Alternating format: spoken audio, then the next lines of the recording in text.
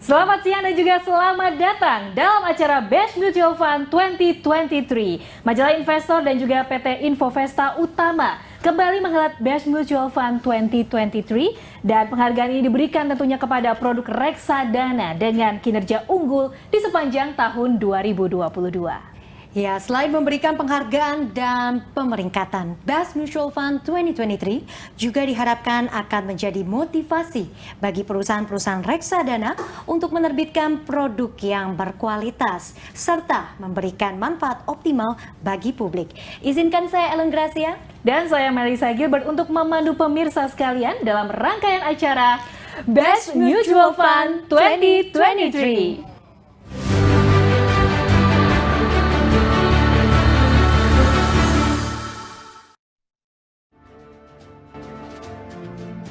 Melissa, kita akan menyapa terlebih dahulu para penerima penghargaan yang saat ini sudah bergabung secara daring. Selamat sore Bapak dan Ibu, selamat bergabung dalam acara Best Mutual Fund 2023. Dan untuk mengawali acara kita pada hari ini, mari sama-sama kita menyanyikan lagu kebangsaan Indonesia Raya.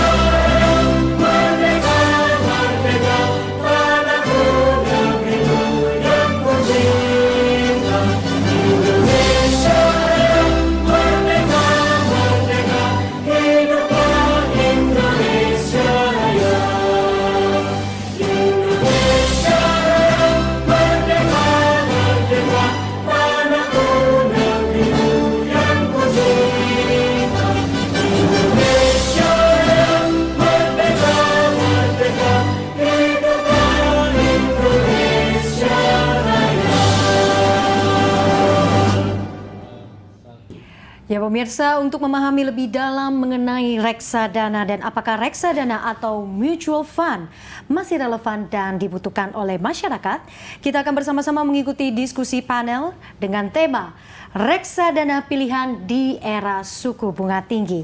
Diskusi akan dipandu oleh moderator Bapak Primus Dorimulu dengan para panelis yaitu Bapak Parto Kawito, Direktur PT Infovesta Utama, Bapak Antoni Dirga, Presdir PT Trimega Asset Management, dan Bapak Fendi Susianto, pengamat pasar modal. Ya. Bapak, Ibu, saudara dan saudara sekalian yang kami hormati, salam jumpa kita, salam sehat, dan kita akan mendengarkan sebuah diskusi yang menarik dengan narasumber yang ahli di bidangnya. Hari ini, Senin tanggal 27 Maret, kita akan berdiskusi tentang perkembangan reksadana di tengah tren kenaikan suku bunga dunia. Sudah hadir bersama kita Pak Parto Kawito, adalah mitra kami, mitra dari B-Universe. Pak Parto adalah Direktur dari PT Infovesta Utama. Hadir juga Pak Antoni Dirga, CEO dari Trimega Asset Management, dan pengamat pasar modal, Fendi Susianto. Selamat siang semua. Selamat siang. Pak Parto, Pak Antoni, Pak Fendi. Salam sehat Pak ya. Ya, Pak. Ya. Nah, seperti saya gambarkan tadi, ini kita diskusi tentang bagaimana perkembangan reksadana di tengah tren kenaikan suku bunga dunia. Kita melihat bahwa Fed Fund Rate sudah diputuskan dinaikkan 25 basis poin dari 4,50, 4,75 ke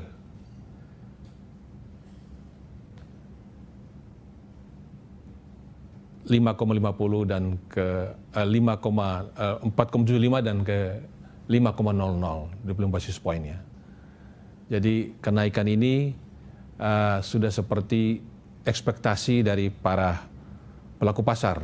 Sebelumnya diperkirakan kenaikan bisa lebih besar 50 basis poin, 75 basis poin.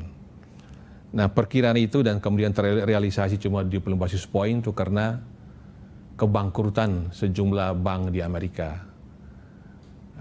Yang paling besar adalah Silicon Valley Bank dan kebangkrutan sekitar 4 bank di Amerika itu salah satu penyebabnya adalah agresivitas kenaikan dari suku bunga Federal Reserve. Nah, ini pasar modal dunia harga turun termasuk di Bursa Efek Indonesia, dan beberapa hari terakhir ketika The Fed mengumumkan kenaikan hanya 25 basis poin, pasar mulai rebound. Tetapi pendapat terbelah bahwa ada yang mengatakan bahwa ini ke depan The Fed kemungkinan tidak agresif menaikkan suku bunga paling tinggi sampai 5,50. Tetapi ada yang mengatakan bisa sampai ke 6%. Alasannya bahwa ekonomi Amerika kelihatannya mulai menggeliat dan tercermin pada penyerapan mereka yang bekerja. Sementara The Fed melihat inflasi karena begitu tenaga kerjanya mulai meningkat, pengangguran menurun. Nah, orang makin belanja, inflasi itu masih tinggi, masih 6% bulan Februari. Nah, ini bagaimana pandangan Anda bertiga terhadap kondisi reksadana kita, dampaknya. Barangkali saya mulai lebih dulu dengan pengamat Pak Fendi Sujianto. Silakan Pak. Baik, Pak Beno, rekan semua panel di sini. Silakan Pak Fendi.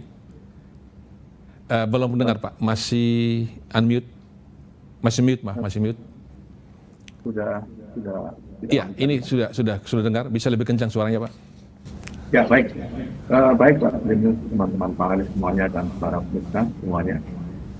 Memang kalau kita lihat dampak dari perkembangan yang terjadi di ekonomi Amerika Serikat itu cukup signifikan, ya, tidak hanya di Indonesia saja, tapi juga di kawasan dan di seluruh dunia. Ya.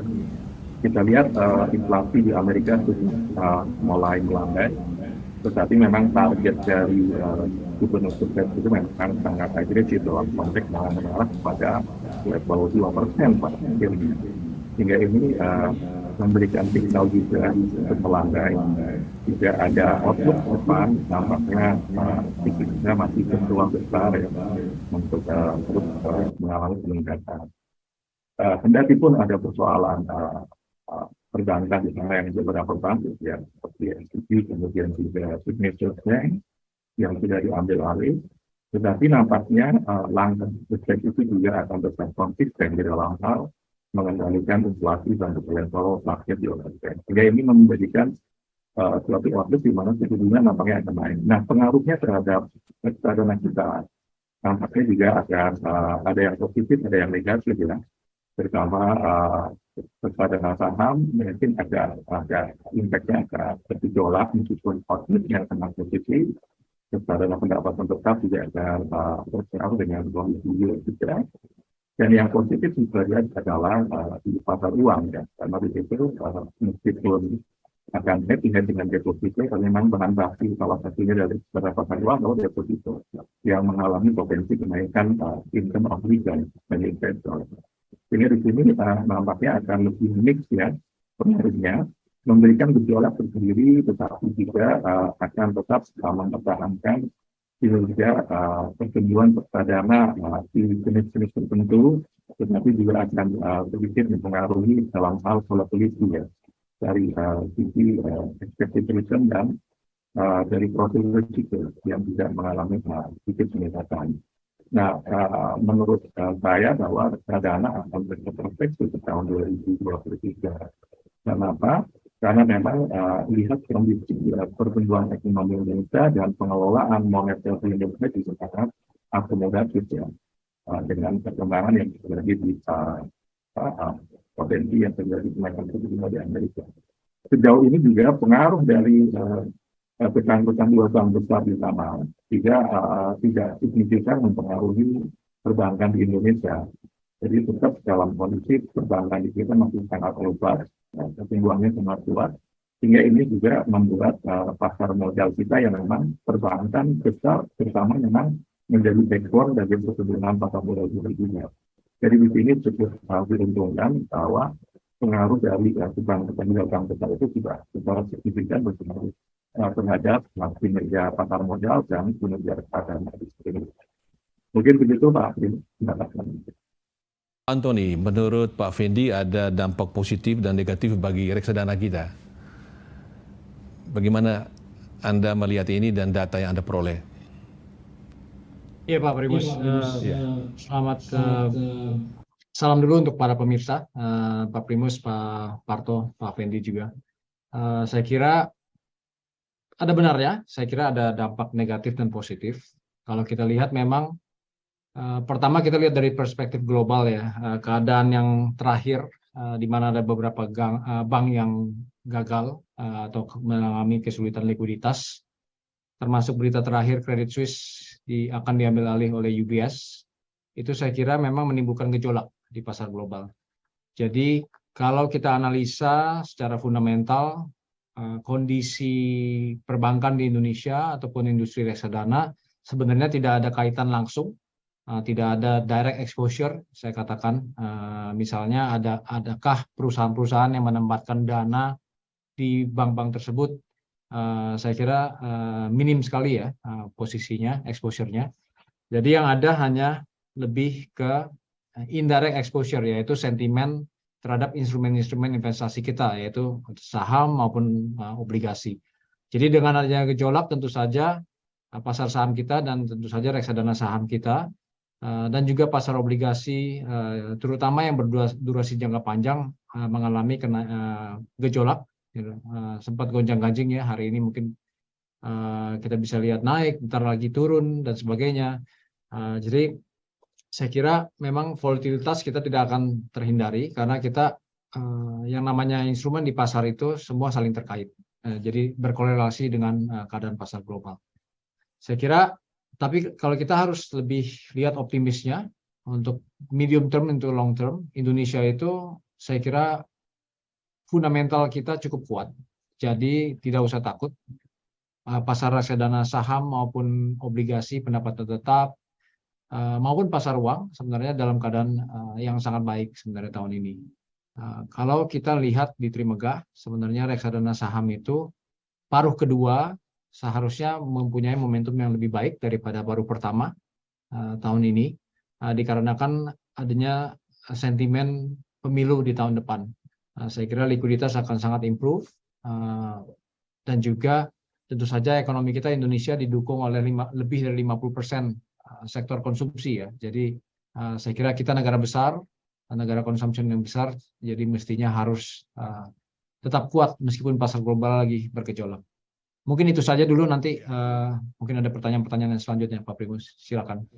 Pak Parto, ini Pak Parto adalah orang yang mencatat perkembangan reksadana. Kalau kita melihat reksadana dari NAB-nya, nilai aktiva bersihnya menurun, Pak. Kami mencatat menurun sekitar 12,4% dari tahun 2021 ke 2022 ya. 2022 itu sekitar 500,8 triliun ya, turun dari 579 triliun. Itu AUM-nya menurun. Ini AUM ya, aset under management, bukan NAB. Aset under management turun ya. Kalau NAB-nya turunnya nggak terlalu jauh ya. Kalau kita lihat data NAB-nya sekitar pada tahun 2021 itu 6,581 triliun. Tapi Februari justru ada kenaikan tipis ke 6,8 triliun.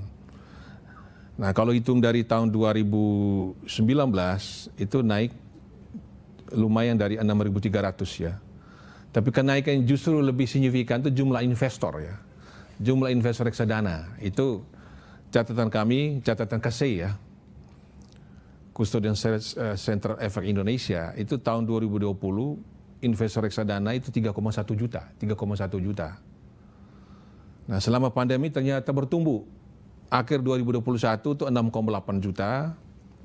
Akhir 2022 9,1 juta dan Januari kemarin 9,7 juta. Nah, ini bagaimana Anda melihat ini Pak Parto? Ya, terima kasih. Ya. Kalau saya melihat kan memang jumlah investor naik karena didukung oleh banyaknya aplikasi penjualan ya lewat handphone ataupun komputer. Nah, namun yang masuk adalah investor-investor kecil ya karena untuk reksadana ada juga yang seminim Rp10.000 sudah bisa investasi. Sedangkan mungkin yang investor-investor besar itu perlu usaha yang biasanya perlu pendekatan oleh sales ya secara offline maupun online juga.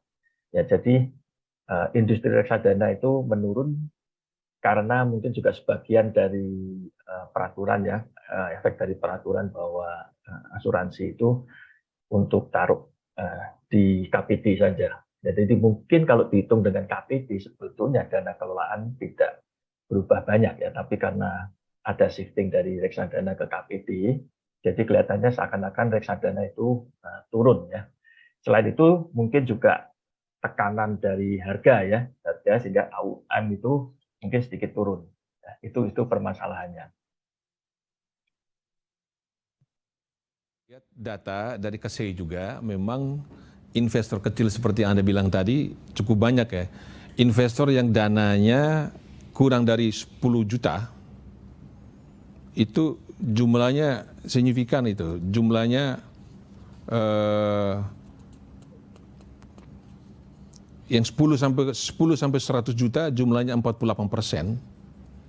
Itu. Jadi cukup signifikan ya.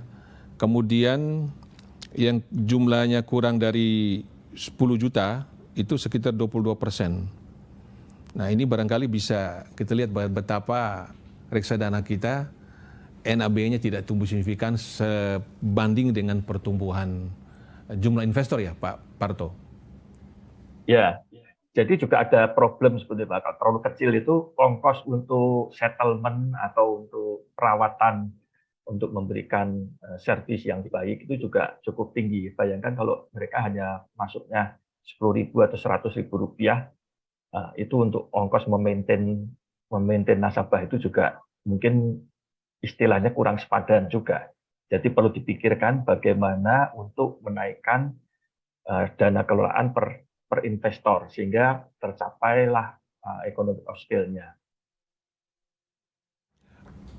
Pak Antoni, bagaimanapun juga jumlah investor yang signifikan ya, yang sudah 9,7 juta investor reksadana, dan dari jumlah itu sekitar 89% adalah yang berusia di bawah 30 tahun. Itu yang 59% di bawah 30 tahun. Sementara yang usia 31 sampai 40 itu sekitar 23%. Jadi usia 40 tahun ke bawah ini justru mendominasi, jumlah mereka 85% ya. Ini bagaimana Anda sebagai pengelola menjaga mereka, karena mereka nanti jadi kaya juga kan Pak, tidak mesti hanya atas 10 juta. Pak Antoni. Betul sekali Pak. Menurut riset kami sih Pak, ada fakta yang menarik ya Pak ya. Tahun ini GDP Indonesia per kapita mencapai angka 5.000. Seharusnya kita melewati batas itu ya tahun ini. Jadi menurut riset kami, angka 5.000 $ per kapita ini adalah angka yang penting. Karena kalau kita lihat historikalnya, negara-negara seperti China di tahun 1990-an dan juga Amerika di tahun 1960-an. Itu ketika mereka melewati angka 5.000 US dollar per kapita, pasar reksadana sangat menarik, Pak. Jadi AUM kita sekarang kan kurang lebih sekitar 5% per GDP. Jauh lebih kecil dibandingkan negara tetangga kita, Thailand dan Malaysia, di sekitar 25-30% ya. Jadi jauh sekali, dan jadi potensi kita untuk berkembang sangat-sangat banyak. Tapi tadi Pak Primus katakan, sekarang ini jumlah investor yang sekitar 10 jutaan, itu sebenarnya suatu leading indicator yang sangat menarik bagi saya. Itu suatu konfirmasi bahwa arahnya kita samalah dengan negara-negara yang sudah melewati angka 5.000 US dollar per kapita tersebut. Jadi kalau saya lihat, menurut riset kami 5-7 tahun ke depan seharusnya bukan jumlah investor saja Pak ya, jumlah investor akan terus bertambah menurut kami. Mungkin akan mencapai 20 juta dalam 2 atau 3 tahun ke depan. Tapi selain itu juga magnitude atau AUM per investor itu akan mengalami kenaikan juga Pak. Jadi apa yang kita harus lakukan sebagai industri player ya sekarang ini, memang pasar retail akan sangat menarik ke depannya. Setiap pengelola reksadana pun harus istilahnya mengkomunikasikan, bukan saja penetrasi keuangan yang penting Pak, tapi literasi juga sangat penting. Literasi keuangan kita memang agak jomplang ya Pak, sekarang ada gap yang sangat besar dengan penetrasi keuangan di Indonesia. Jadi itu tugas dan PR kita bersama-sama untuk pengelola reksadana untuk menaikkan tingkat literasi di negara kita. Dengan kenaikan literasi dan kemudian investor-investor yang muda ini bertambah disposable income-nya, tentu saja investasi di reksadana akan semakin bertambah Pak. Mungkin itu sedikit komen dari saya. Ya Pak Fendi, sebagai pengamat, apa yang Anda cermati selama pandemi ketika lebih banyak work from home, work from anywhere, orang mulai bergadget, barangkali juga milenial yang masuk ini yang hampir 60% milenial yang usia di bawah 30, kalau 40 kita hitung milenial juga berarti 80% lebih ini. Ini kan luar biasa. Itu apa ya Anda bisa melihat sebagai potensi yang dijelaskan oleh Pak Antoni tadi? Dan apa yang perlu kita lakukan ya agar betul-betul investor muda ini ketika mereka wealth mereka makin bagus dan betul-betul mereka mengembangbiakan dana mereka di reksadana, di pasar modal. Baik, Pak Primus, memang pandemi ya tahun 2020 lalu juga memberikan dampak positif juga dalam konteks pertambahan jumlah investor ya, terutama maupun investor reksadana. Nah, memang mau tidak mau digital application itu sangat membantu dengan kondisi dia berada di rumah, dan menyadarkan juga sebenarnya generasi muda itu mulai masuk ke dalam produk-produk investasi ataupun jasa pelayanan investasi. Memang saya sangat setuju sekali bahwa ada gap yang sangat lebar ya antara indeks inklusi dengan indeks literasi sebagaimana dijelaskan oleh Pak Antoni tadi. Kalau menurut survei terbaru 2022, memang indeks inklusi kita sampai ke level 85%. Tetapi kemudian indeks literasi baru mencapai level 49,6%. Jadi gap inilah membuat kemudian pemahaman, kesadaran dan tindak langsung untuk melakukan investasi itu menjadi terkendala atau penyelenggaraan untuk dari Indonesia. Nah, sebenarnya kalau kita melihat outlook dari pasar modal di Indonesia sangat luar biasa besar ya. Itu juga kalau kita lihat indeks saham gabungan sejak pandemi 2020 sampai dengan sekarang ini sudah naik 70%. Kemudian mulai Dow Jones, ya, kita melihat ya indeks kita dari level 3.950 sekarang sampai level 6.600 gitu. Nah, bagaimana kemudian cara meningkatkan action mereka untuk langsung masuk ke saham, masuk ke produk reksadana, mau tidak mau kita memang harus meningkatkan literasi di bidang pasar modal, terutama dengan reksadana. Bagaimana tidak hanya sekedar generasi milenial atau generasi muda kita itu memahami apa itu reksadana saja dari sisi produk saja, tapi termasuk bagaimana mengendalikan risikonya, bagaimana mengelola risikonya, bagaimana mempertahankan keuntungan secara sistem bagaimana melakukan diversifikasi itu juga menjadi hal yang penting sekali untuk sampai menjadi mereka semua. Sehingga pada saat mereka sudah bisa mengendalikan suatu produk dalam konteks yang kita jabarkan tadi, maka mereka akan terbiasa. Karena apa? Kalau kita lihat aplikasi-aplikasi jet untuk masuk ke reksadana itu begitu sangat ada di tangan mereka sebenarnya. Tinggal bagaimana mereka diberikan confidence dari aspek literasi tadi untuk memberikan suasana yakin lagi bahwa produk ini memang produk yang untuk mengembangkan investasi mereka, untuk masa depan mereka, dan mereka menjadi daily activity mereka di dalam melakukan investasi di sana. Baik Pak Fendi. Pak Parto, jadi ada dua hal. Tadi Pak Parto sendiri pada penjelasan pertama mengatakan ada regulasi yang kurang mendukung reksadana, yaitu Peraturan OJK nomor 5 tahun 2022 ya, yang melarang perusahaan asuransi yang punya unit link berinvestasi di reksadana. Kalau seperti reksadana ini dosanya berat sekali, nggak boleh taruh uang di sana. Kan begitu. Mestinya reksadana itu kan berizin juga, manajer investasi dapat izin dari OJK ya. Selama itu berizin, boleh kemana saja kan mestinya, pandangan saya. Nah, fakta lain bahwa gap antara literasi dan inklusi itu sekitar 35,4%. Inklusi itu 85%, sementara literasi 49,6%. Itu data tahun lalu, 2022. OJK sendiri melakukan survei itu. Berarti sekarang selama ini memang luar biasa dengan kemajuan digital, orang punya akses investasi, tetapi rupanya nggak banyak masuk ke reksadana. Dan data-data kita lihat bahwa ada ratusan triliun ya. Ratusan triliun yang memang uang ditipu aja kemana-mana, investasi bodong itu. Ya, tapi mereka nggak menceburkan ke reksadana juga, tapi barangkali ada yang salah di reksadana juga. Nah, bagaimana regulasi, bagaimana literasi ini? Silakan Pak Parto.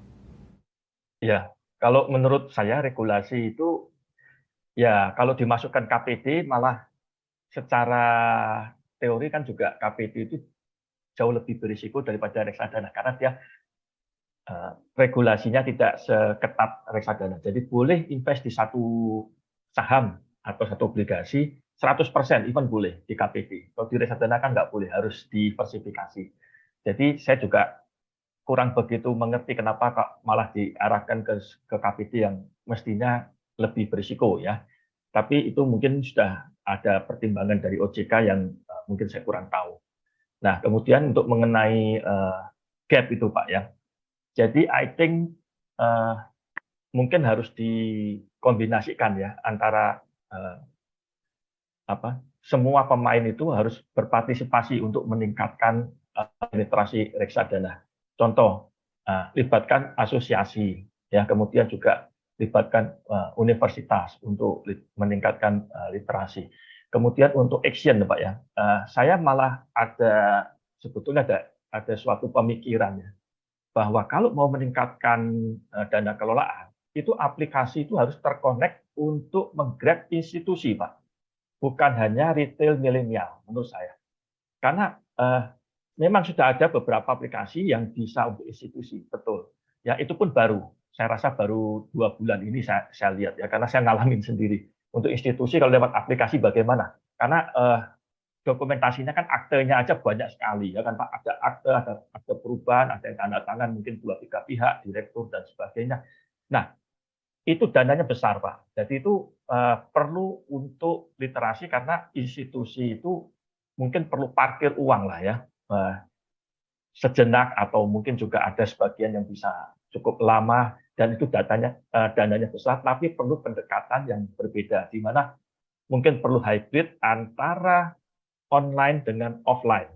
Ya, jadi di situ perlu orang-orang yang mendatangi dan mendidik dari pelaku atau bagian investasinya di setiap institusi. Seperti itu, Pak. Antoni, saya menjadi saksi sejarah perkembangan pasar modal ketika tahun 88-89, 90-an itu memang investasi dari Jam Sostek waktu itu, sekarang menjadi BP Jam Sostek.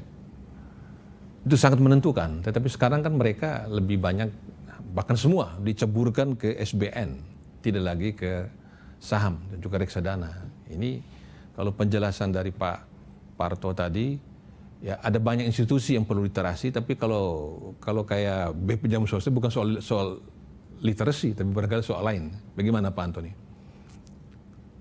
Ya, pertanyaan yang menarik, Pak Primus. Saya kira agak sensitif ya Pak.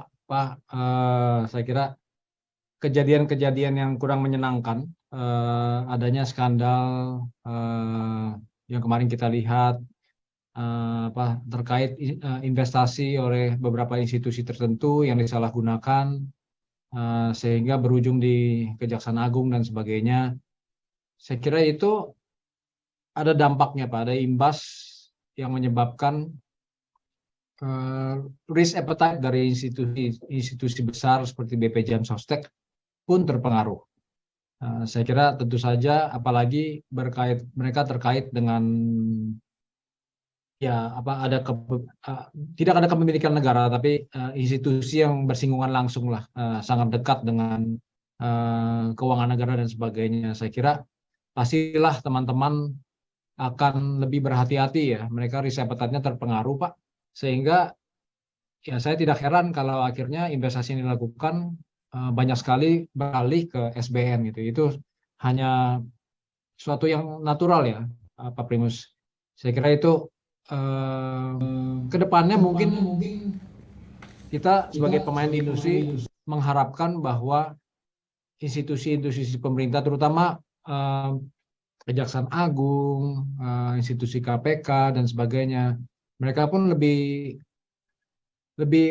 awareness terhadap instrumen keuangan pun semakin meningkat Pak. Kami harapkan itu. Sehingga contoh Pak, yang namanya unrealized loss itu adalah sesuatu yang sangat biasa ya di industri keuangan, berbeda sekali dengan realized loss, dan saya tidak terbayang gitu ya, pengalaman saya 25 tahun lebih dalam mengelola keuangan, bisa terbayang berapa besar tantangan untuk teman-teman di institusi keuangan yang terkait berhubungan dengan negara jika harus mengelola suatu dana investasi tanpa sama sekali bisa merealisasikan loss gitu ya. Itu sesuatu tantangan yang sangat-sangat hebat menurut saya. Karena selama 25 tahun di industri Pak, belum pernah saya melihat tidak ada investor satupun yang tidak pernah kehilangan uang ya Pak. Investing itu bukan ilmu pasti, banyak sekali ketidakpastian. Justru dalam ketidakpastian itulah kita try to find opportunity to make money gitu kan Pak. Jadi yang namanya bukan ilmu pasti, pastilah ada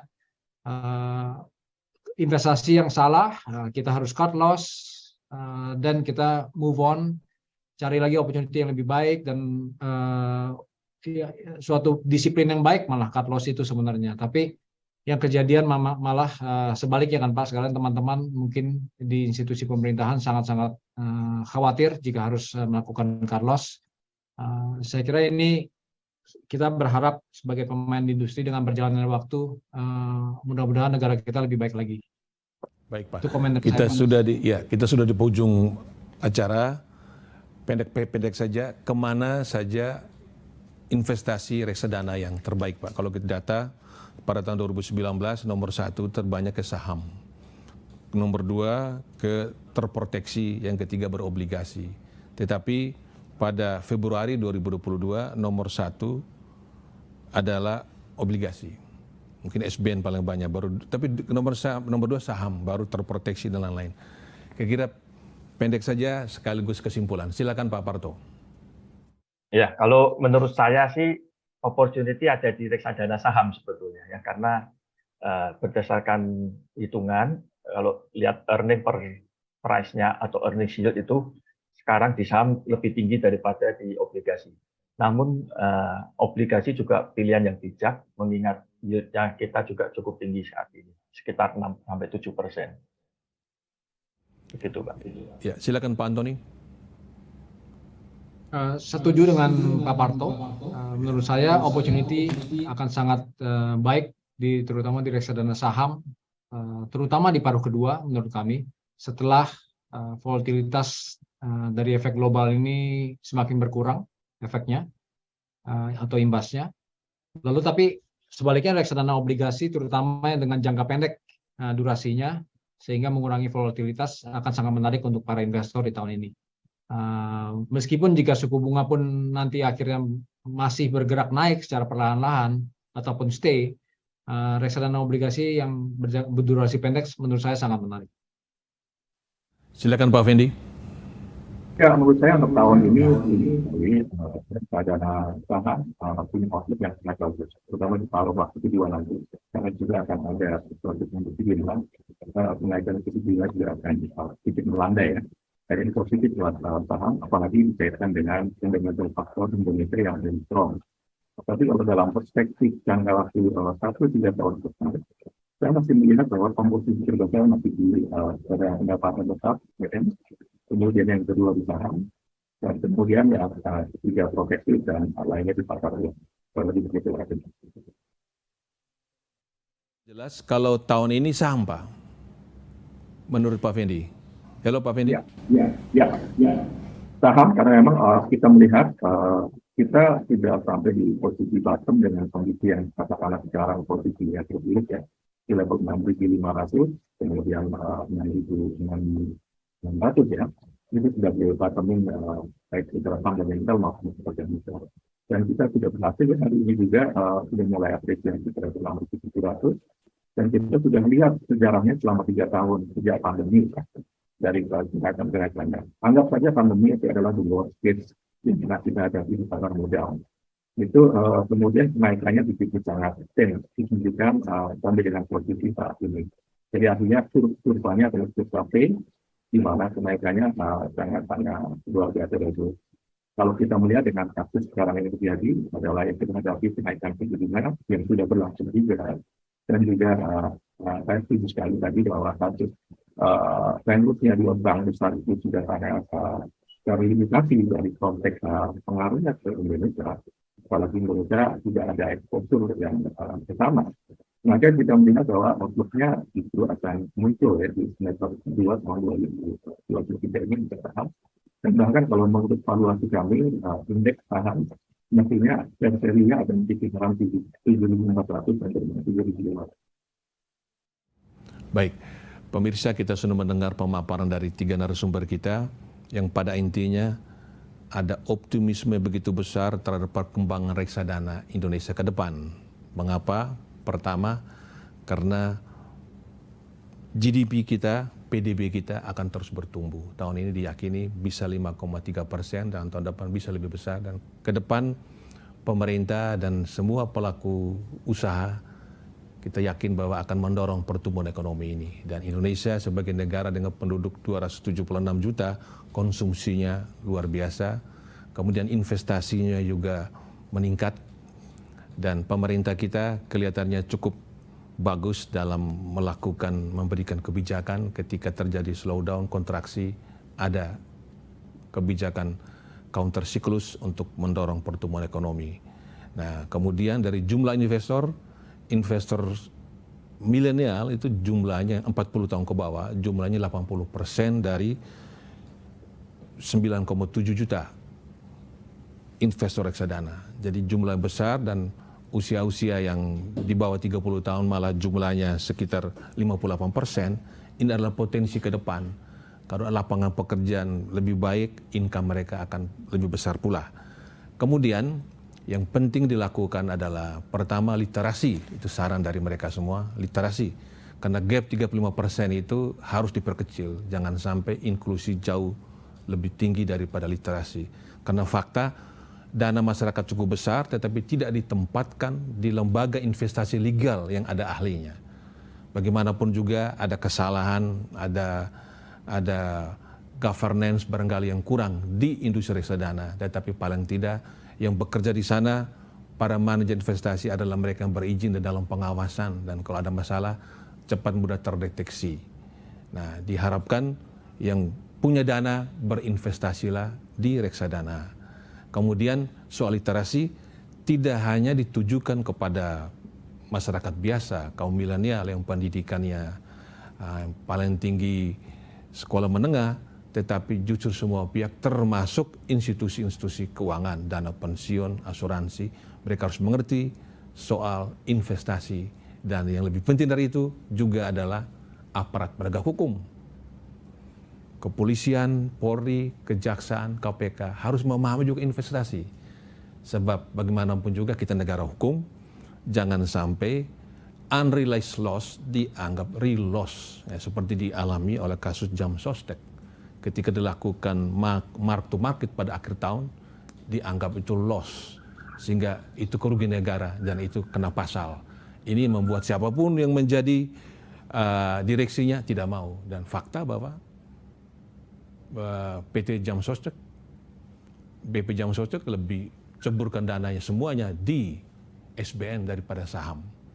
Dan ke depan tahun ini potensi reksadana saham besar sekali karena harga saham banyak jatuh, termasuk yang blue chips.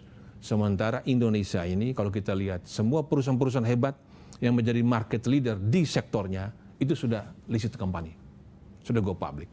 Yang terhebat di otomotif, yang terhebat di banking semua, terhebat di telekomunikasi, semua sudah ke pasar modal. Jadi membeli saham yang ada di pasar modal itu sebetulnya kita membeli masa depan. Jadi tahun ini tahun saham dan sekarang time to buy.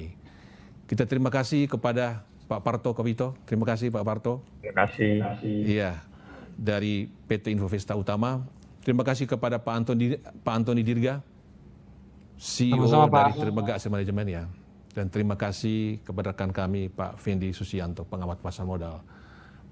Pemirsa, Bapak Ibu semuanya, terima kasih. Inilah diskusi kami tentang perkembangan reksadana di masa kenaikan suku bunga. Terima kasih, sampai jumpa.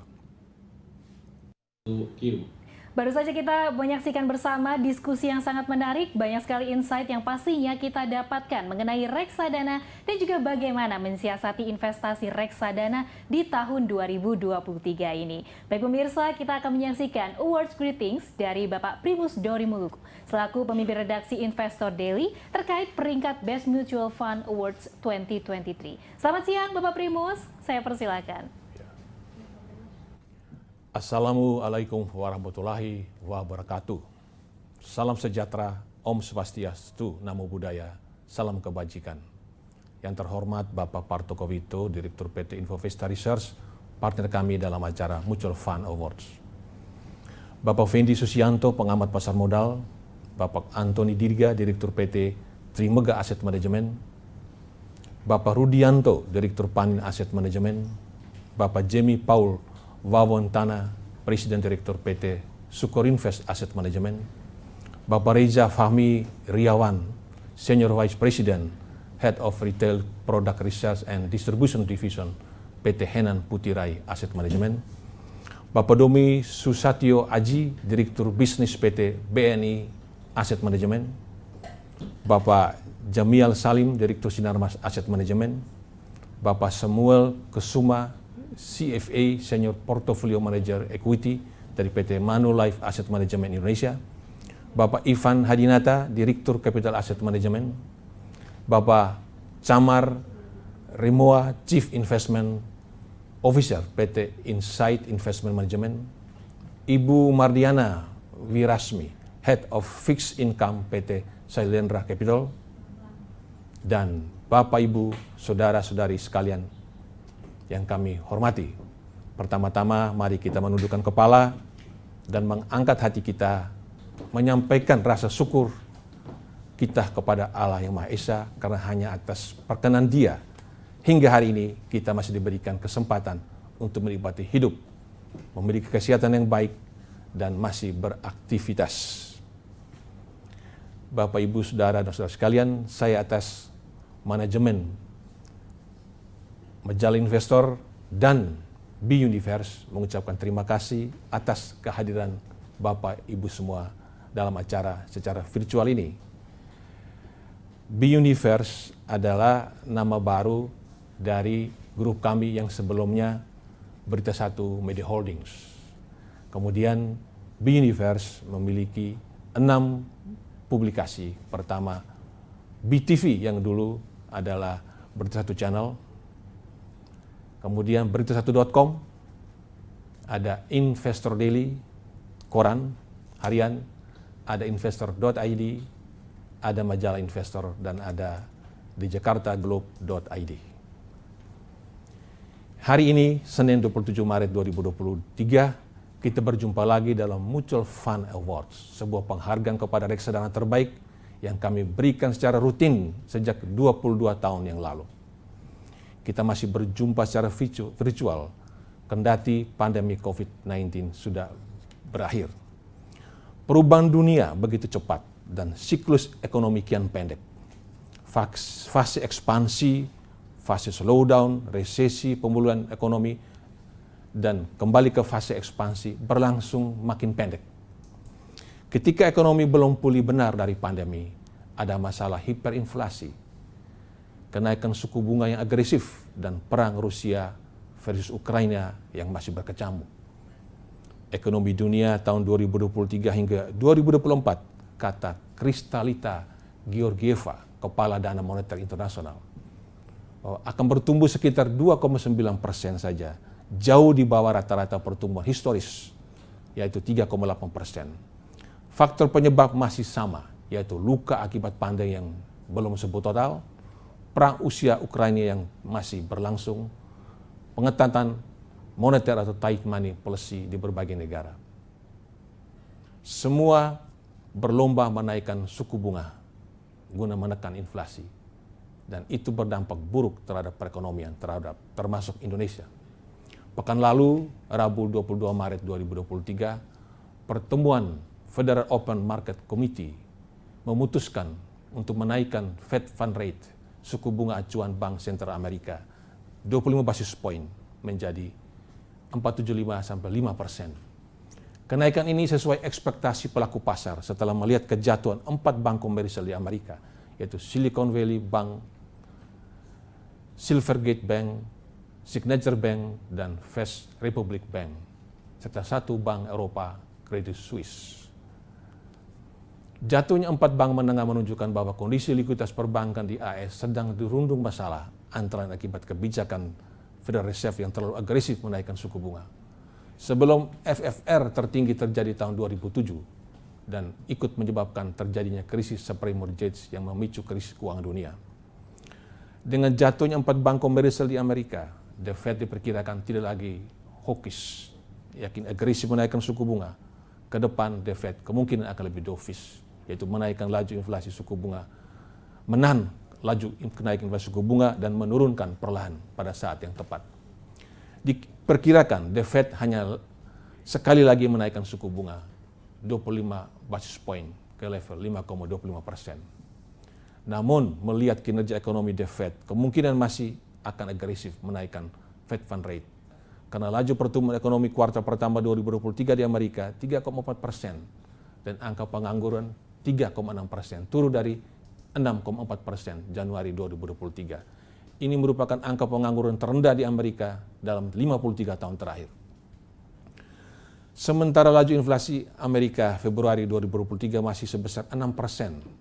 Sudah turun dari 6,4%, namun masih jauh dari target inflasi. Ekonomi Amerika yang mulai menggeliat dikhawatirkan mendongkrak laju inflasi hingga kian jauh dari sasaran 2%. Ekspektasi inflasi yang masih tinggi bisa mendorong The Fed menaikkan FFR hingga 5,25 dan 5,50% di akhir 2023. Bank Indonesia pekan lalu memutuskan untuk mempertahankan suku bunga acuan BI 7-day reverse repo rate di level 5,75%. Keputusan mempertahankan suku bunga acuan konsisten dengan stance kebijakan moneter BI yang preemptif dan forward looking. BI memastikan untuk terus menjaga penurunan ekspektasi inflasi ke depan. Inflasi inti tetap di kisaran 3 plus minus 1% pada semester 1 2023 dan kenaikan indeks harga konsumen IHK kembali ke sasaran 3 plus minus 1% pada kuartal kedua 2023. Setelah tumbuh 5,02% tahun 2021 dan 5,3% tahun 2022, laju pertumbuhan ekonomi Indonesia tahun 2023 diyakini masih di level 5,3%. inflasi tahun ini akan dijaga agar tidak lebih dari 3,6%, dan itu kemungkinan besar bisa tercapai. Inflasi Februari 0,16%, turun dari 0,34% Januari, dan kontribusi terbesar terhadap inflasi di bulan pertama 2023 adalah kenaikan harga pangan. Bapak, Ibu, Saudara, dan Saudari sekalian, bagaimana dengan perkembangan industri reksadana di Indonesia setahun terakhir dan ke depan? Industri reksadana di tanah air terimbas kebijakan suku bunga, jatuhnya harga saham, dan terutama belum pulihnya kepercayaan investor institusi terhadap tata kelola reksadana. Jumlah investor reksadana sesungguhnya meningkat signifikan sejak awal pandemi. Pada tahun 2021, investor reksadana 6,8 juta, naik dari 3,2 juta tahun 2020. Jumlah investor reksadana melonjak lagi menjadi 9,6 juta tahun 2022 dan 9,9 juta Februari 2023. Selama 2020 hingga Februari 2023, jumlah investor melonjak 3 kali lipat. Sekitar 58,6% adalah investor yang berusia 30 tahun ke bawah, sedang 22,6% berusia antara 30 sampai 40 tahun. Sekitar 80% investor reksadana berusia 40 tahun ke bawah, yaitu usia zilenial, generasi Z dan milenial. Tapi Bapak, Ibu, Saudara, dan Saudara sekalian, nilai aktiva bersih atau NAB reksadana tidak mengalami lonjakan seperti jumlah investor. NAB reksadana pada Februari 2023 509 triliun, turun dari 578 triliun tahun 2021. NAB reksadana saat ini kembali pada level tahun 2018. Penurunan terbesar NAB terjadi pada reksadana saham. Pada Februari 2023, NAB reksadana saham 103 triliun, turun 133,4 triliun atau 23% dari 274 triliun tahun 2014. Penurunan juga terjadi pada reksadana terproteksi. Ada sejumlah faktor penyebab penurunan NAB reksadana dan kondisi ini harus menjadi perhatian dan pembenahan serius pada masa akan datang. Pertama, pandemi COVID-19 yang mendera Indonesia sejak 2020 hingga awal 2022 saat ini terjadi karena kontraksi ekonomi, penurunan daya beli. Masyarakat memprioritaskan penggunaan dana untuk memenuhi kebutuhan sehari-hari. Kedua, tingkat literasi keuangan yang rendah. Survei Nasional Literasi dan Inklusi Keuangan OJK tahun 2022 menunjukkan tingkat literasi keuangan baru mencapai 49,7%, sedangkan inklusi sudah di level 85,1%. Ada gap 35,4%. Gap tersebut sedikit lebih baik dibanding hasil 2019 yang berada di level 38,2%, tetapi tetap sangat besar. Masyarakat dengan minim literasi keuangan menjadi makanan empuk para penipu, mulai dari yang investasi bodong berkedok koperasi hingga robot trading dan binary option. Satuan Tugas Waspada Investasi OJK mencatat total nilai kerugian akibat jurus maut investasi bodong selama 2018 hingga 2022 menembus 123,5 triliun. Kerugian terbesar diderita masyarakat justru terjadi tahun 2021-2022. Dalam 2 tahun itu, kerugian akibat investasi bodong sebesar 117,5 triliun. Dan kerugian terbesar justru terjadi dalam 1 tahun, yaitu 2022. Mencapai 109,6 triliun. Itu karena block trading tadi. Andaikan saja dana ini masuk reksadana, masyarakat tidak akan mengalami total loss. Ketiga, literasi juga penting diberikan kepada para penegak hukum. Penyebab utama investor institusi besar, perusahaan reksadana, perusahaan pensiun dan asuransi berstatus BUMN tidak masuk ke pasar saham dan reksadana karena ketakutan terhadap penegak hukum. Karena unrealized loss di akhir tahun dinilai sebagai the real loss. Para direksi perusahaan asuransi dan dana pensiun tidak mau mengambil risiko masuk penjara. Keempat, terjadinya mis-selling. Perusahaan reksadana hendaknya memiliki agen penjual efek reksadana yang benar-benar paham keuangan dan investasi. Tidak memberikan penjelasan yang over promise agar penjual hanya menyampaikan potensi return pada investornya tanpa memberikan edukasi tentang potensi risiko dari setiap produk yang ditawarkan. Kelima, terjadinya praktik jual beli, churning fee terhadap industri reksadana dan pasar modal secara umum. Demi mengejar komisi jual beli, sejumlah agen penjual di Tenggareng merekomendasikan perpindahan portofolio investasi klien mereka dari satu jenis investasi ke jenis investasi lainnya, mirip trading saham. Keenam, terjadi perpindahan dana asuransi ke kontrak pengelolaan dana KPD atau discretionary fund akibat larangan unit-unit berinvestasi di reksadana yang bukan berbasis surat berharga negara atau surat berharga yang diterbitkan oleh Bank Indonesia. Ketujuh, pentingnya pengelola reksadana melakukan introspeksi diri dengan memperbaiki governance atau tata kelola. Manajemen investasi perlu lebih transparan, akuntabel, jujur, dan bertanggung jawab terhadap pengelolaan dana nasabah. Tahun ini reksadana saham akan berpeluang lebih besar memberikan return. Sedangkan untuk 2 hingga 3 tahun ke depan, reksadana berbasis surat utang atau obligasi akan memberikan return yang lebih baik. Lebih dari 70% penduduk Indonesia adalah warga usia produktif, usia 15-64. Indonesia sedang menikmati bonus demografi hingga 2040. Jika dalam 17 tahun ke depan ekonomi Indonesia bisa dipacu hingga di atas 6% setahun, PDB per kapita Indonesia yang saat ini $4.800 akan menembus 12.000. Kita masuk negara maju. Reksadana akan mendapat peluang besar untuk bertumbuh. Apalagi saat ini lebih dari 80% investor reksadana adalah zilenial. Saat ini 88 investor reksadana, 88 investor dari 9,7 adalah mereka yang berpenghasilan maksimal 100 juta. Yang kurang dari 10 juta itu sebanyak 39%, dan yang berpenghasilan 10 juta hingga 100 juta 49%. Mereka akan memiliki pendapat yang lebih baik pada masa akan datang.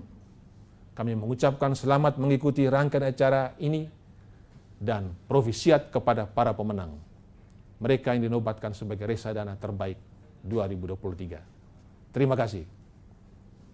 Ya, terima kasih Bapak Primus sudah menyampaikan award greetingsnya. Pemirsa, terdapat 51 penghargaan yang akan diberikan pada hari ini.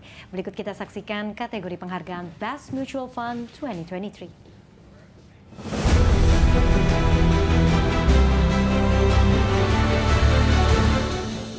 Reksadana Terbaik 2023, kategori saham, kategori campuran, kategori pendapatan tetap, kategori pasar uang, kategori ETF dan indeks.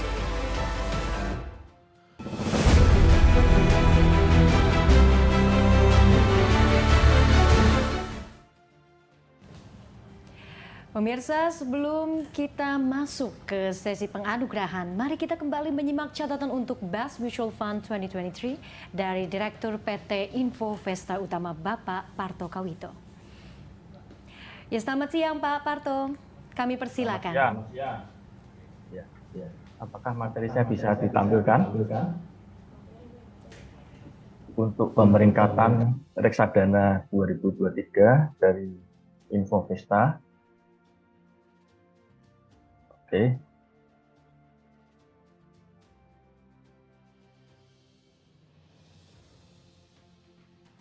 Udah bisa lihat ya.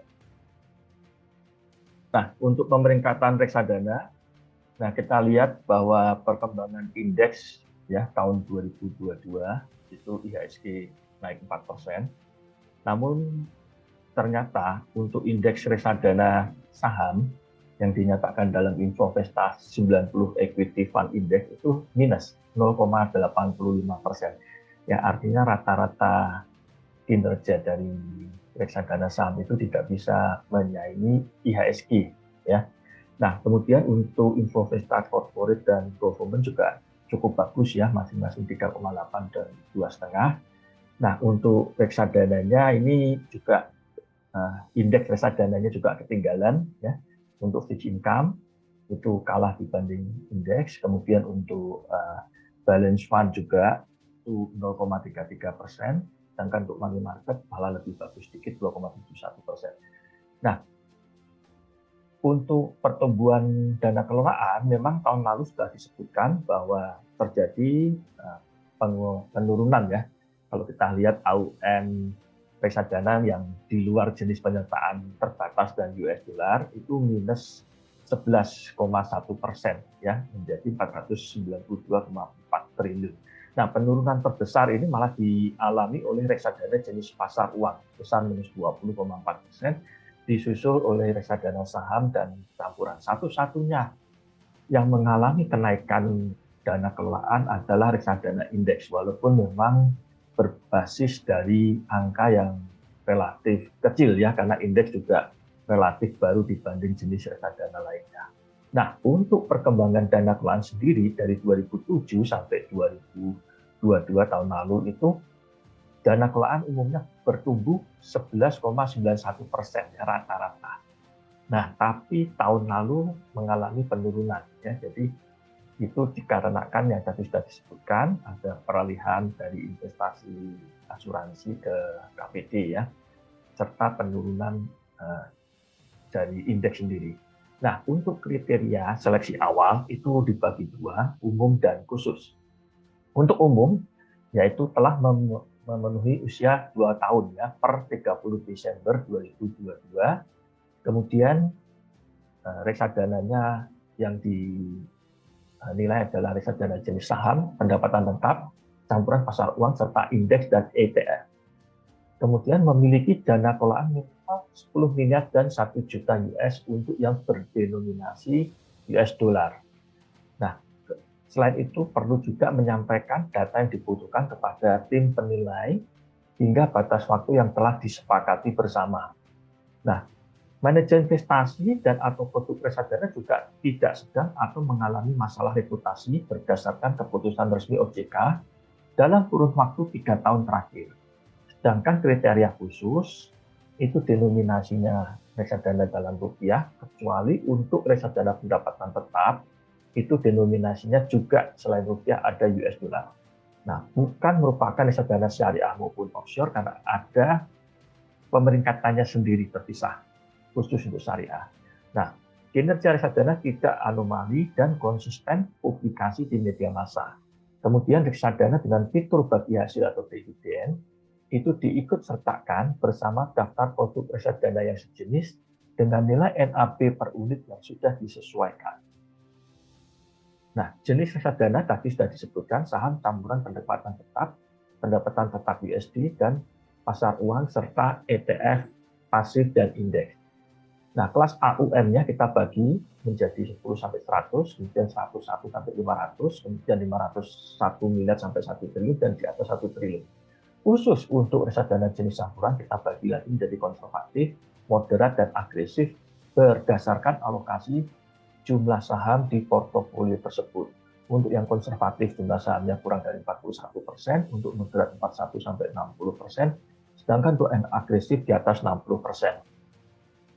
Kemudian yang diberi penghargaan itu masing-masing untuk kinerja 1, 3, dan 5 tahun.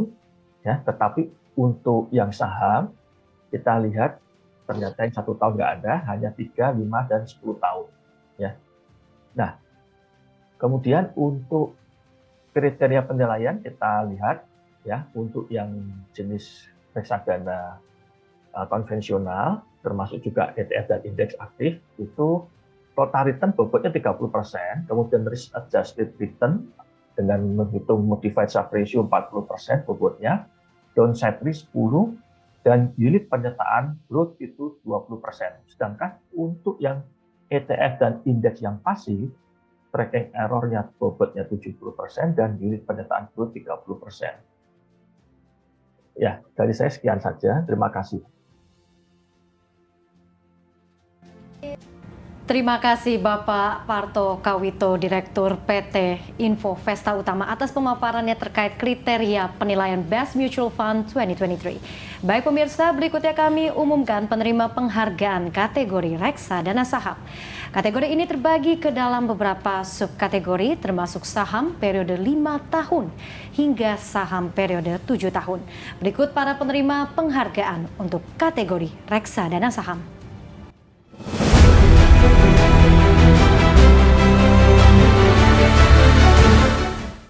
Peraih penghargaan reksadana saham terbaik 2023 Reksadana saham periode 3 tahun, aset di atas 10 miliar hingga 100 miliar rupiah.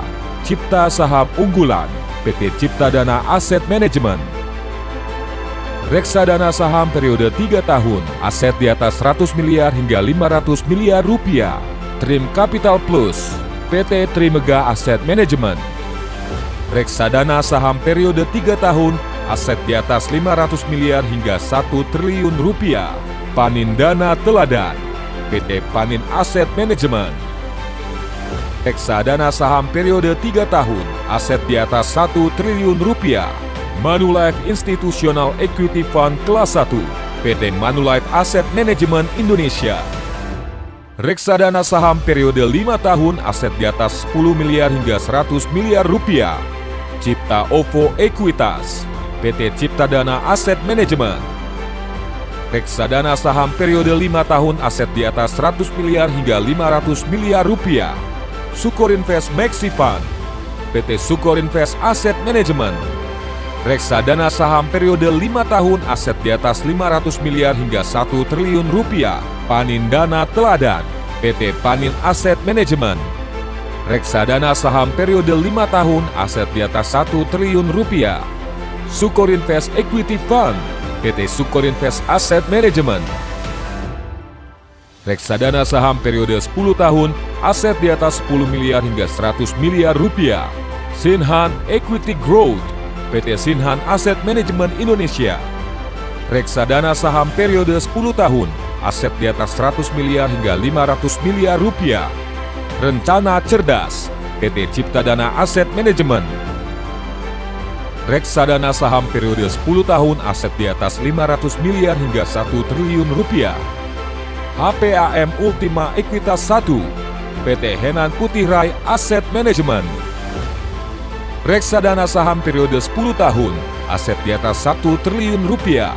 Sukor Invest Equity Fund, PT Sukor Invest Asset Management.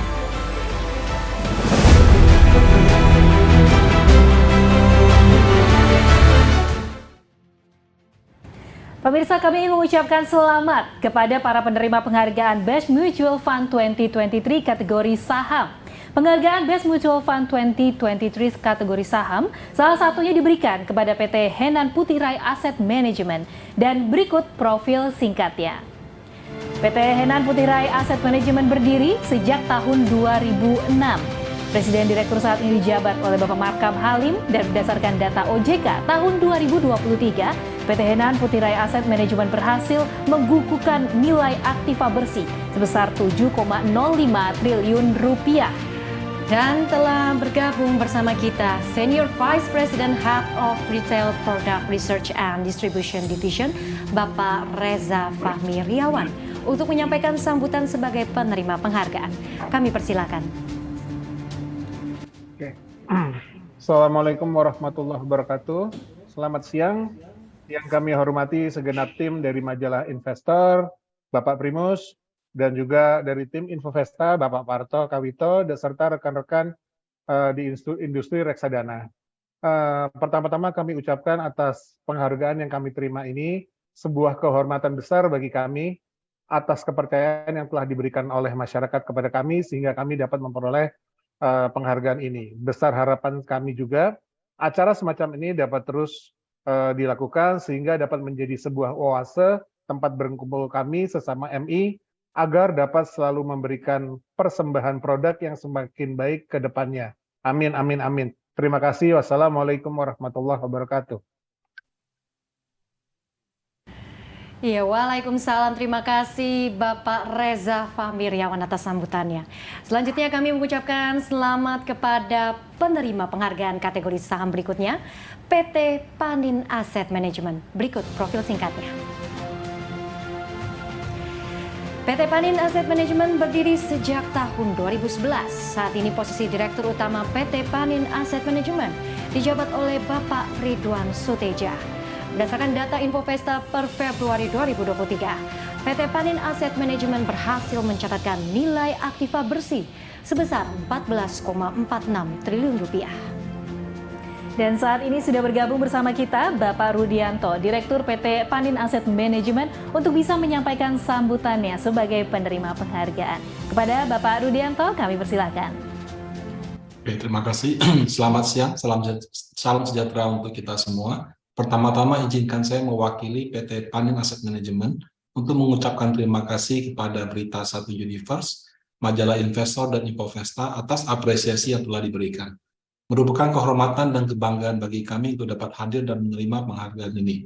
Tentunya penghargaan ini tidak luput dari kepercayaan para investor kami, yang juga merupakan motivasi bagi kami untuk senantiasa berusaha memberikan yang terbaik.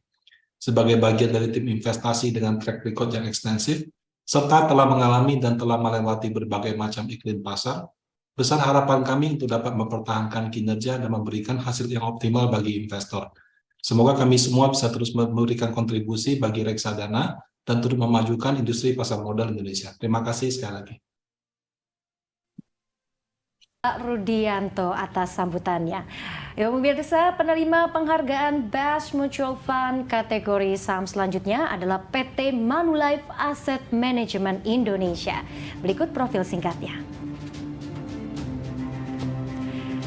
PT Manulife Asset Management Indonesia berdiri sejak tahun 1996. Pada saat ini posisi Presiden Direktur dan CEO dijabat oleh Ibu Afifah. Pada tahun 2023, berdasarkan data OJK per Februari 2023, PT Manulife Asset Management Indonesia berhasil membukukan nilai aktiva bersih sebesar 37,3 triliun rupiah.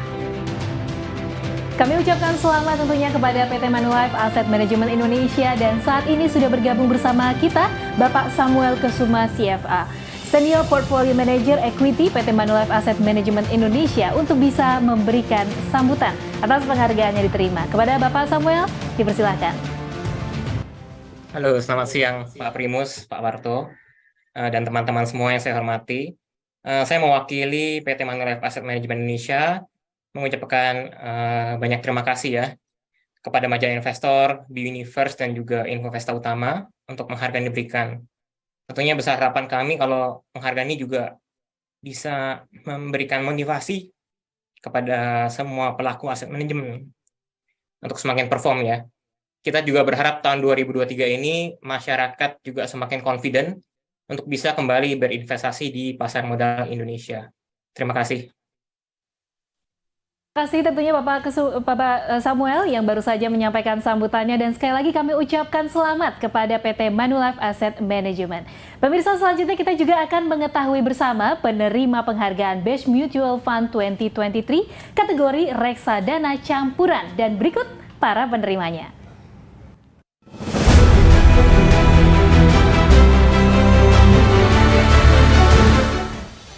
Peraih penghargaan Reksadana Campuran Terbaik 2023, Reksadana Campuran periode 1 tahun tipe agresif, Sukorinvest Anak Pintar, PT Sukorinvest Asset Management.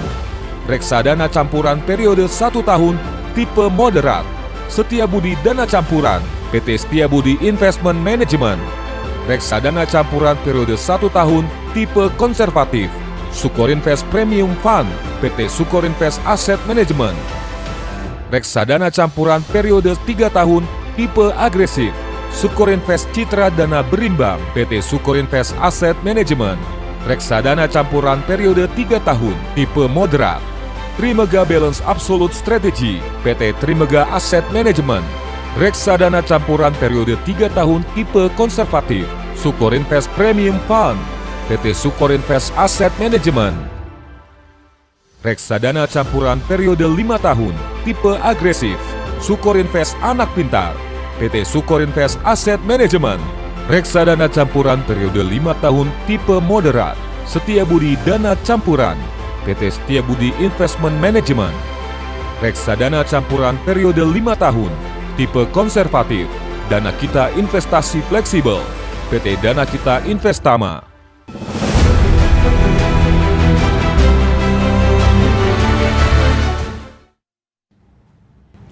Ya baik pemirsa, kami ucapkan selamat untuk penerima penghargaan kategori campuran.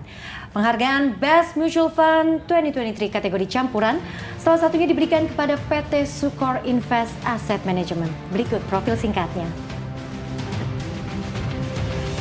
PT Sukor Invest Asset Management didirikan pada tahun 1997.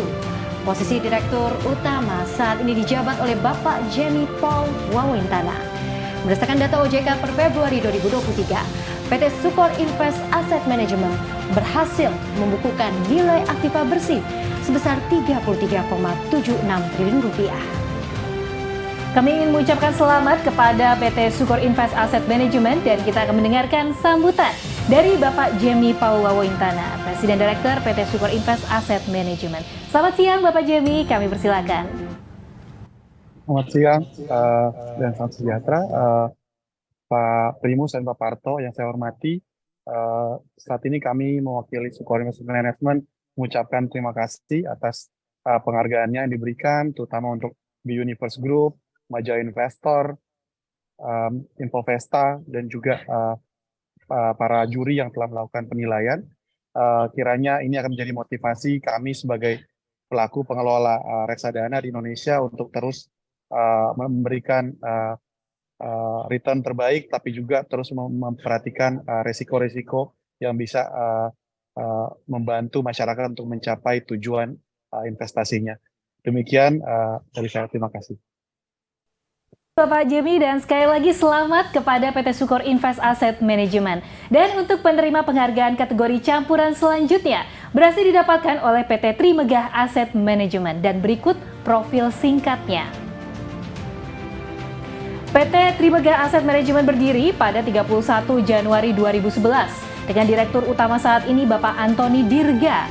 Dengan total nilai aktiva bersih yang berhasil dicatatkan oleh PT Trimegah Asset Management berdasarkan data Infovesta per Februari 2023 adalah sebesar 30,88 triliun rupiah. Ya pemirsa, telah bergabung bersama kita Bapak Antoni Dirga, Direktur Utama PT Trimegah Asset Management.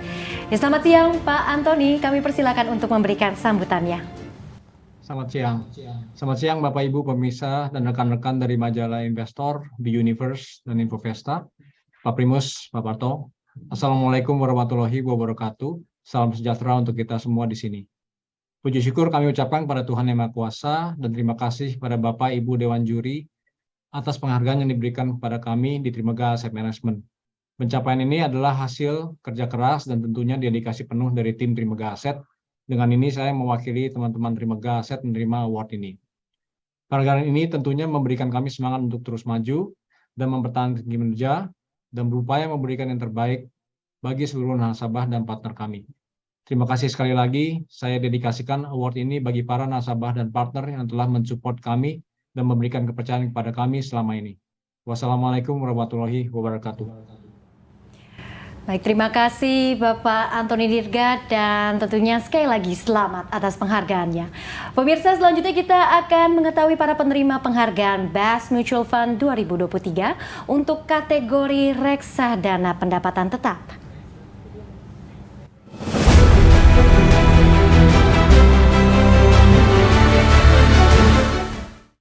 Peraih penghargaan Reksadana Pendapatan Tetap Terbaik 2023.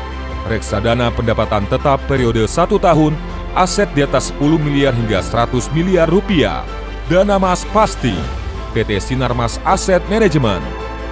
Reksadana pendapatan tetap periode 1 tahun, aset di atas 100 miliar hingga 500 miliar rupiah. Simas Pendapatan Tetap Andalan, PT Sinarmas Asset Management. Reksadana pendapatan tetap periode 1 tahun, aset di atas 500 miliar hingga 1 triliun rupiah. BNI AM Utama, PT BNI Asset Management. Reksadana pendapatan tetap periode 1 tahun, aset di atas 1 triliun rupiah. Trimegah Fixed Income Plan, PT Trimegah Asset Management. Reksadana pendapatan tetap periode 3 tahun, aset di atas 10 miliar hingga 100 miliar rupiah. Setiabudi Dana Obligasi Ultima, PT Setiabudi Investment Management. Reksadana pendapatan tetap periode 3 tahun, aset di atas 100 miliar hingga 500 miliar rupiah. Net Dana Gemilang, PT Net Asset Management. Reksadana pendapatan tetap periode 3 tahun, aset di atas 500 miliar hingga 1 triliun rupiah. Sukorinvest Bond Fund, PT Sukorinvest Asset Management. Reksadana pendapatan tetap periode 3 tahun, aset di atas 1 triliun rupiah. Shailendra pendapatan tetap premium, PT Shailendra Capital. Reksadana pendapatan tetap periode 5 tahun, aset di atas 10 miliar hingga 100 miliar rupiah. Dana Mas Pasti, PT Sinarmas Asset Management. Reksadana pendapatan tetap periode 5 tahun, aset di atas 100 miliar hingga 500 miliar rupiah. Simas pendapatan tetap andalan, PT Sinarmas Asset Management. Reksadana pendapatan tetap periode 5 tahun, aset di atas 500 miliar hingga 1 triliun rupiah. Samdana pendapatan tetap, PT Samuel Asset Management. Reksadana pendapatan tetap periode 5 tahun, aset di atas 1 triliun rupiah. Shailendra pendapatan tetap premium, PT Shailendra Capital. Reksadana pendapatan tetap USD periode 1 tahun, Dana Mas Dolar, PT Sinarmas Asset Management. Reksadana pendapatan tetap USD periode 3 tahun, Dana Mas Dolar, PT Sinarmas Asset Management. Reksadana pendapatan tetap USD periode 5 tahun, Dana Mas Dolar, PT Sinarmas Asset Management.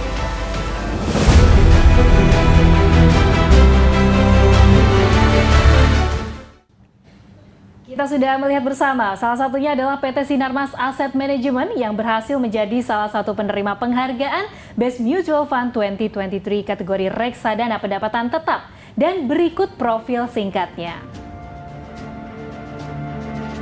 PT Sinarmas Asset Management berdiri pada 9 April 2012 dan posisi direktur utama saat ini dijabat oleh Bapak Alex Setiawan WK.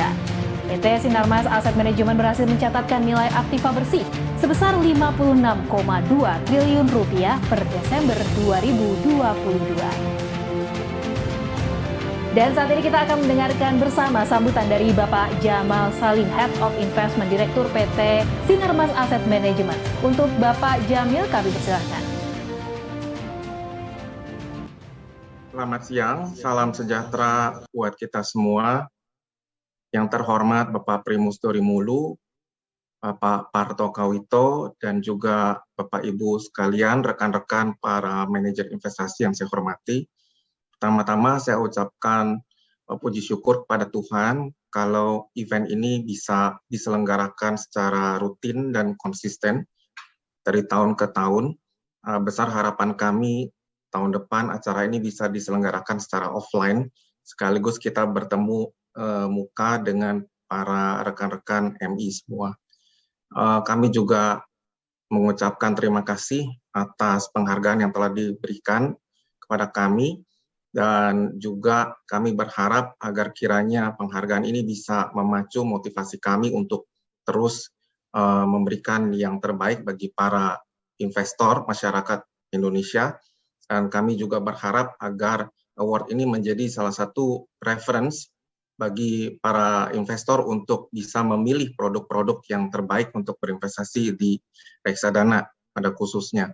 Dan kami juga berharap agar kiranya kita semua bisa terus bersama-sama memajukan industri ini dan memberikan kepercayaan kepada para investor dan juga kenyamanan.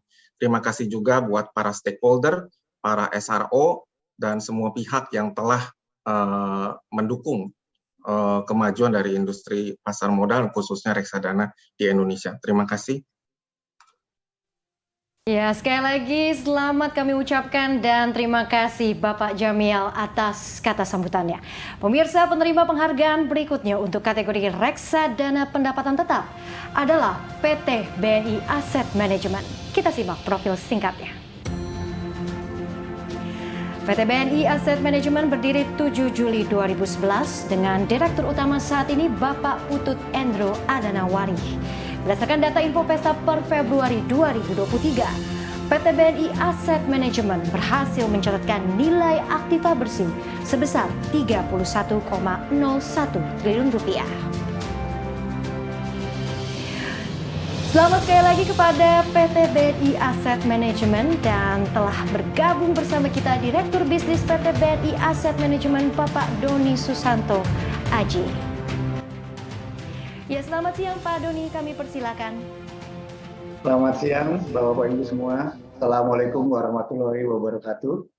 Salam sejahtera buat kita semuanya. Puji syukur kita panjatkan kehadiran Allah Subhanahu wa Ta'ala. Karena berkat rahmatnya pada hari ini kita diberikan kesehatan dan dapat hadir secara online pada acara B Universe penganugerahan Best Mutual Fund 2023. Atas nama BNI Asset Management, saya mengucapkan banyak-banyak terima kasih kepada majalah investor dan juga kepada investor kami yang terhormat yang telah mempercayai produk-produk reksadana kami untuk waktu yang lama. Di tengah banyaknya tantangan untuk memenuhi kebutuhan pelanggan, kami sangat menghargai kesempatan dan kepercayaan yang telah diberikan investor untuk berbisnis dan kerjasama kepada kami. Seperti yang kita ketahui bersama, BNI AM telah bekerjasama banyak sekali klien institusi, baik asuransi, bank, dana pensiun, serta nasabah retail melalui agen penjual efek reksadana. Di tengah ketatnya persaingan industri, pasar modal BNI AM tetap tumbuh dan memberikan kontribusi yang signifikan dan semoga di tahun mendatang juga memberikan hasil yang positif. Kami berupaya untuk terus melakukan inovasi produk yang sesuai dengan kebutuhan investor dan sekaligus memberikan solusi investor yang terbaik. Terima kasih sekali lagi saya ucapkan atas penghargaan yang diberikan kepada kami. Salam investasi. Wassalamualaikum warahmatullahi wabarakatuh. Iya, selamat tentunya dan terima kasih atas sambutannya Bapak Doni. Pemirsa, selanjutnya kita akan segera mengetahui para penerima penghargaan Best Mutual Fund 2023 untuk kategori reksadana pasar uang.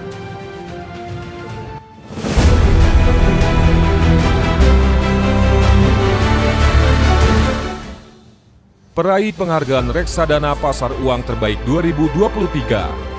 Reksadana pasar uang periode 1 tahun, aset di atas 10 miliar hingga 100 miliar rupiah. Valbury Money Market One, PT Valbury Capital Management. Reksadana pasar uang periode 1 tahun, aset di atas 100 miliar hingga 500 miliar rupiah. Insight Money, PT Insight Investment Management. Reksadana pasar uang periode 1 tahun, aset di atas 500 miliar hingga 1 triliun rupiah. Kisi Money Market Fund, PT Kisi Asset Management. Reksadana pasar uang periode 1 tahun, aset di atas 1 triliun rupiah. Shalendra Dana Kas, PT Shalendra Capital. Reksadana pasar uang periode 3 tahun, aset di atas 10 miliar hingga 100 miliar rupiah. Valbury Money Market One, PT Valbury Capital Management. Reksadana pasar uang periode 3 tahun, aset di atas 100 miliar hingga 500 miliar rupiah. Capital Money Market Fund, PT Capital Asset Management. Reksadana pasar uang periode 3 tahun, aset di atas 500 miliar hingga 1 triliun rupiah. Kisi Money Market Fund, PT Kisi Asset Management. Reksadana pasar uang periode 3 tahun, aset di atas 1 triliun rupiah. Sukor Invest Money Market Fund, PT Sukor Invest Asset Management. Reksadana pasar uang periode 5 tahun, aset di atas 10 miliar hingga 100 miliar rupiah. Everis Ada Kas Mutiara, PT Everis Asset Management. Reksadana pasar uang periode 5 tahun, aset di atas 100 miliar hingga 500 miliar rupiah. Capital Money Market Fund, PT Capital Asset Management. Reksadana pasar uang periode 5 tahun, aset di atas 500 miliar hingga 1 triliun rupiah. Setiabudi Dana Pasar Uang, PT Setiabudi Investment Management. Reksadana pasar uang periode 5 tahun, aset di atas 1 triliun rupiah. Sukor Invest Money Market Fund, PT Sukor Invest Asset Management.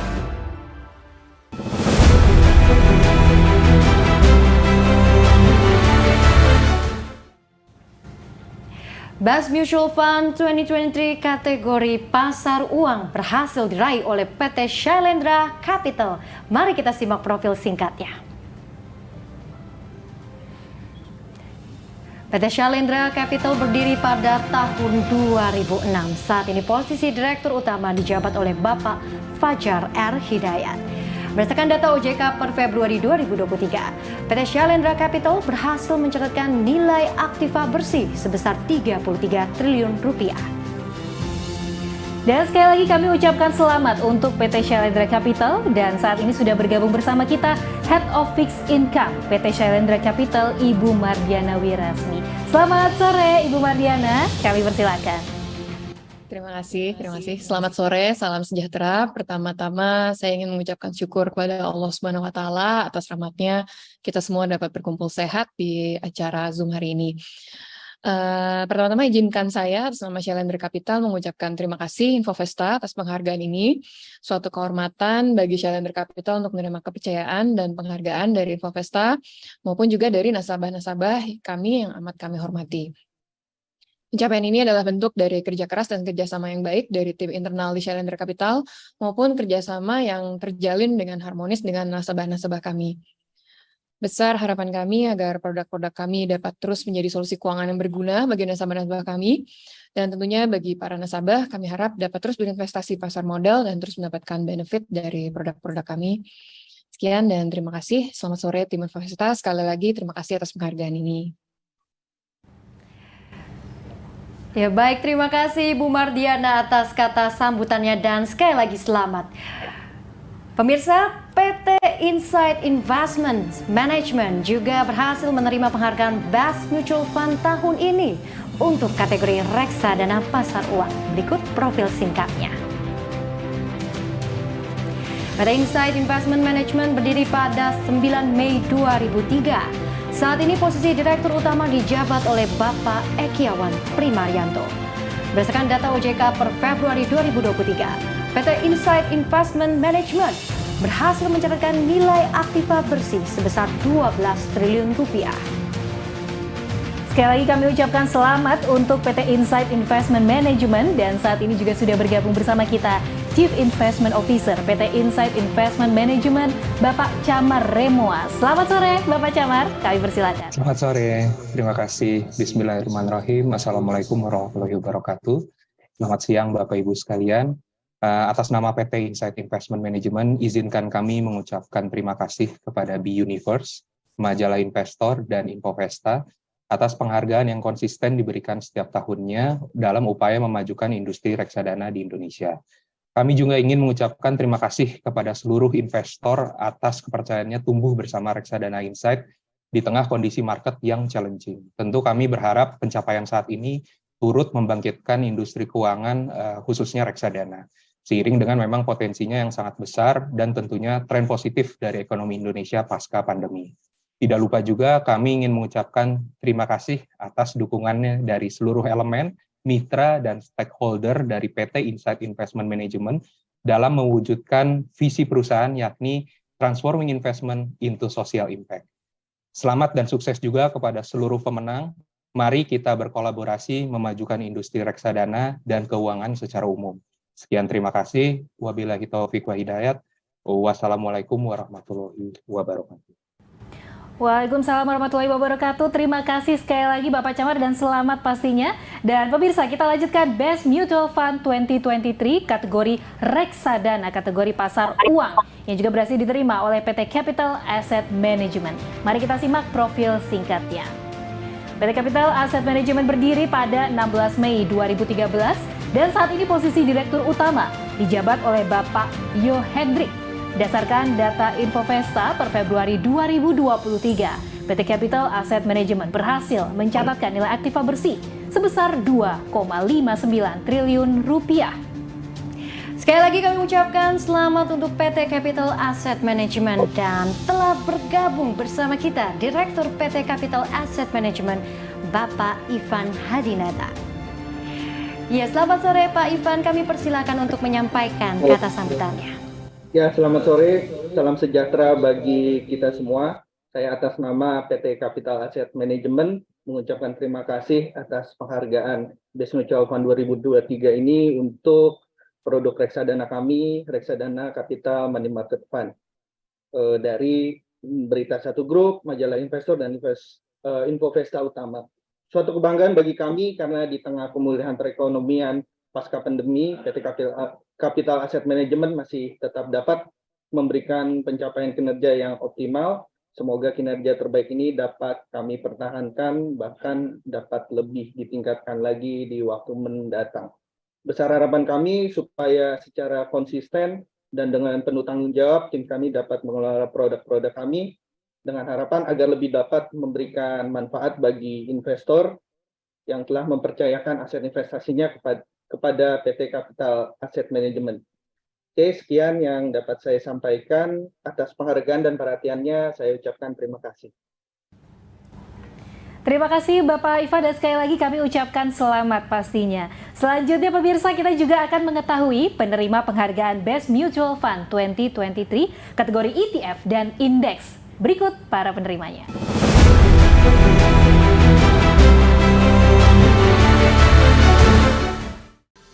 Peraih penghargaan reksadana ETF dan indeks terbaik 2023. Reksadana ETF dan indeks periode 1 tahun. Cipta ETF Indeks LQ45 PT Ciptadana Asset Management. Reksadana ETF dan indeks periode 3 tahun. Cipta ETF Indeks LQ45 PT Ciptadana Asset Management. Reksadana ETF dan indeks periode 5 tahun. Everest IDX 30 PT Everest Asset Management.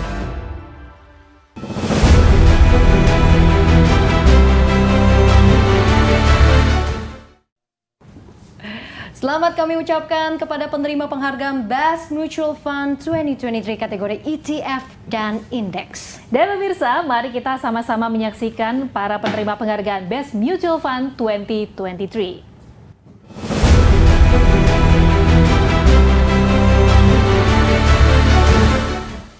Penghargaan reksadana terbaik 2023 diberikan kepada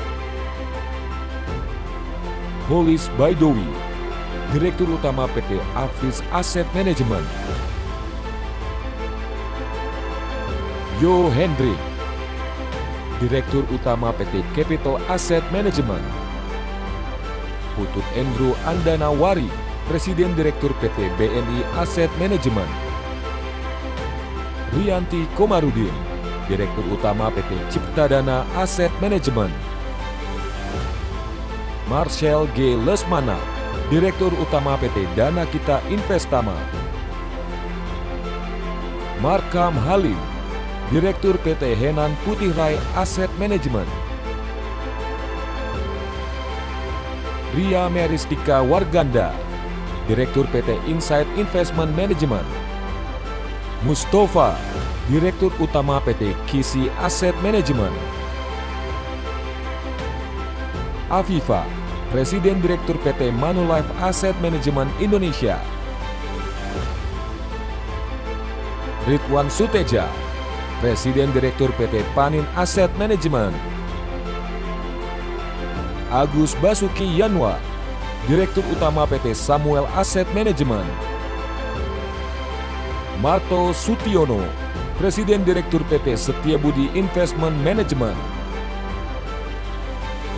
Cheong Tony, Presiden Direktur PT Sinhan Asset Management Indonesia.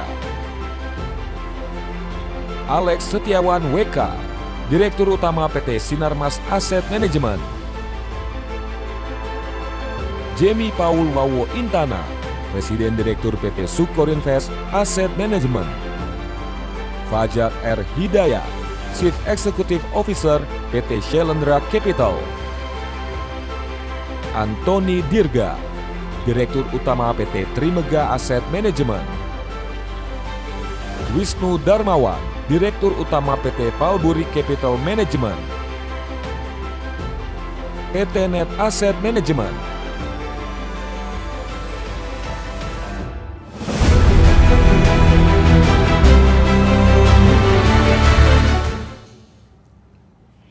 Baik pemirsa, kita semakin dekat dengan akhir. Ya, namun sebelumnya mari kita simak terlebih dahulu apresiasi dan ucapan selamat dari pemimpin redaksi Investor Daily Bapak Primus Dorimulu. Kepada Bapak Primus kami persilakan.